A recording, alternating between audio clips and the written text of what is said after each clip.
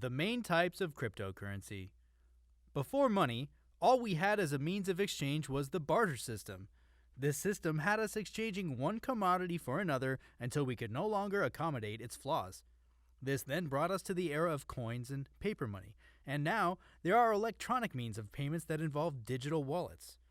Despite these advancements, there was a common trend we could find in these modern currencies. Governments and banks jointly regulated everything, resulting in a centralized regulatory body that restricted the use of paper money and credit cards. And so, to give power back to the people, in came cryptocurrency.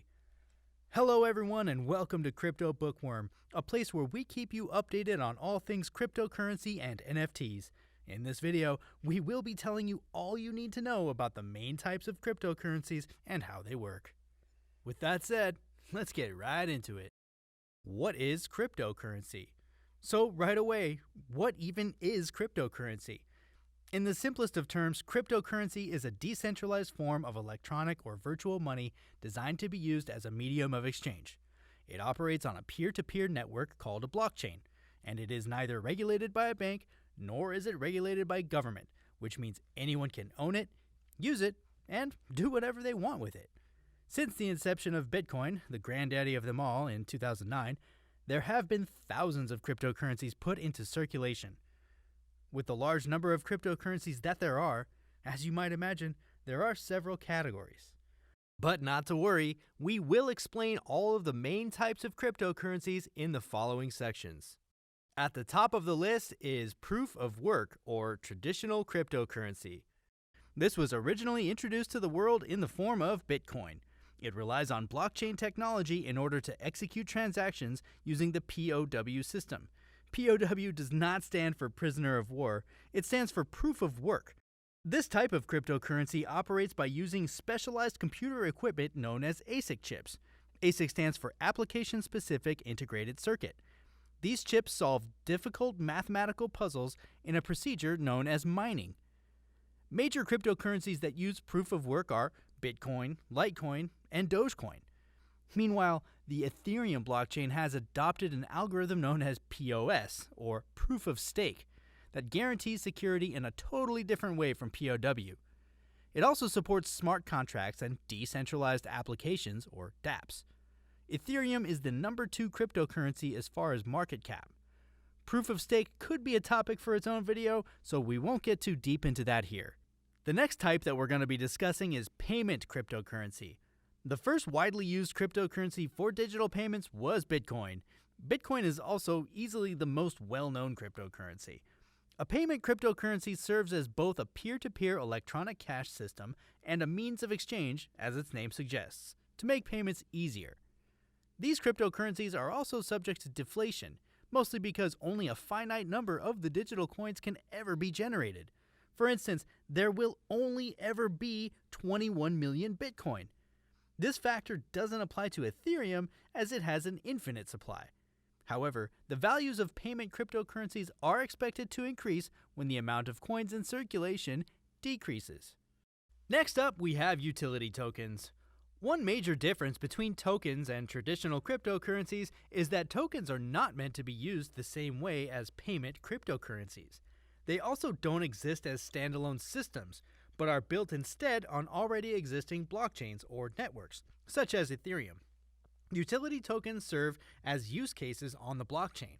A good example here is Ether's use case, which is as a transaction fee, or gas fee, on the Ethereum blockchain.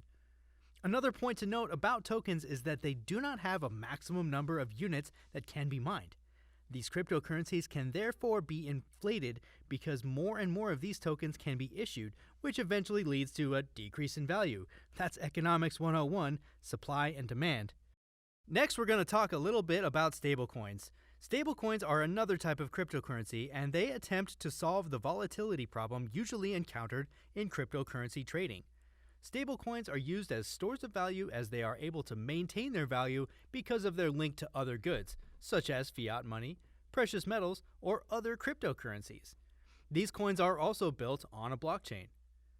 Tether's USDT is the third largest cryptocurrency by market capitalization after Bitcoin and Ethereum. It maintains its value by being linked to the US dollar, and is backed on a 1-to-1 ratio with USD fiat. Price fluctuations in stablecoins are not intended to go beyond a specific range, which is usually never wide. And just in case you're wondering, stablecoins are not regulated or controlled by the government, so you are free to do with them as you legally wish. After stablecoins, we have altcoins. The term altcoin combines the words alternative and coin. It is frequently used to refer to all digital currencies and tokens other than Bitcoin and sometimes Ethereum. Altcoins are mostly used within their respective blockchains to carry out specific tasks, while others are forks of existing blockchains. For instance, Bitcoin Cash is a fork off of the Bitcoin blockchain. Altcoins are usually created with the intention of fixing a perceived problem with the original coin they are built from. But don't be fooled by this seemingly noble cause. Some of the alternative coins are made to compete with their predecessors, just like in the case of Bitcoin Cash, which was made to compete with Bitcoin as a payment method. The first altcoin to be created was Litecoin in 2011, and it was forked from the Bitcoin blockchain. As a way to create a difference between these coins, Litecoin uses a different POW algorithm called Script. Next on the docket are security tokens. Security tokens are simply traditional investments like stocks, bonds, or other secure assets, but in digital form. Businesses that need to raise money for projects can decide to issue digital tokens that represent fractions of the business to investors rather than issuing shares. This process is known as tokenization. The token is then made available on a platform that supports digital security tokens. Since any assets such as real estate or stocks can be tokenized, they are considered a form of security and are regulated by the Securities and Exchange Commission. Next up is the controversial and always confusing NFTs. NFTs, or non-fungible tokens, are blockchain-based digital certificates of ownership for a distinct, non-replaceable item or one that cannot be traded with any other asset. They can be used as a means of exchange on particular platforms and in dApps. NFTs are also regarded as digital assets as they frequently take the form of utility or security and reflect ownership in a special way. The first NFT was created in 2015 on the Ethereum blockchain. They are created using the same technology as other types of tokens, but they are mostly used to represent art, photographs, movies, audio, or digital content such as posts, tweets, and other collectibles. NFTs provide a means for artists and collectors to sell their items. Now we'll tell you just a bit about exchange tokens. Exchange tokens are so named because they are issued by and mostly used on the cryptocurrency exchanges that created them.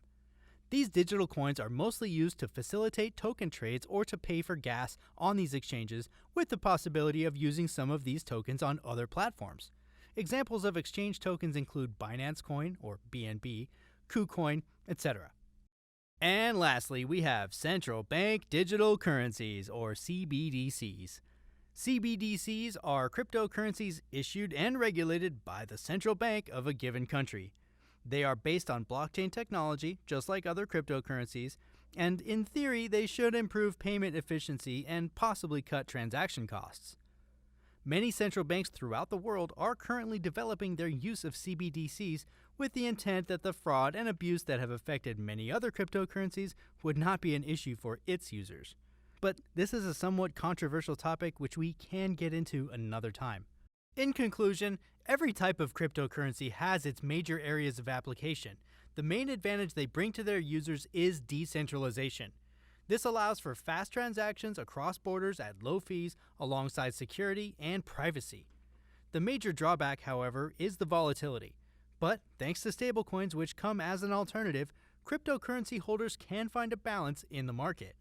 And that is going to be a wrap for today's video. I really hope that it has been helpful in enabling you to understand the major types of cryptocurrencies.